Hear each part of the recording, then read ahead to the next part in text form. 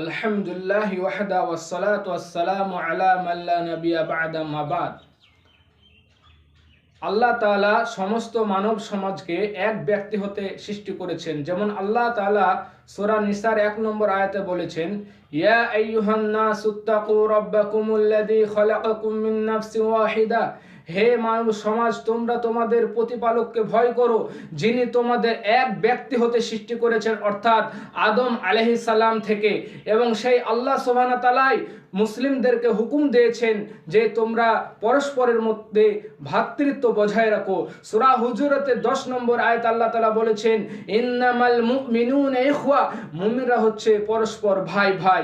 এবং আল্লাহ সুবহানাহু ওয়া তাআলা সূরা মাইদা 2 নম্বর আয়াতে মুমিনদের ডাক দিয়ে বলেছেন, ওয়া তাআওয়ানু আলাল বিররি ওয়াত তাকওয়া, তোমরা পরস্পরকে নেকি এবং সৎ কাজে, ভালো কাজে তোমরা পরস্পরকে সহযোগিতা করো।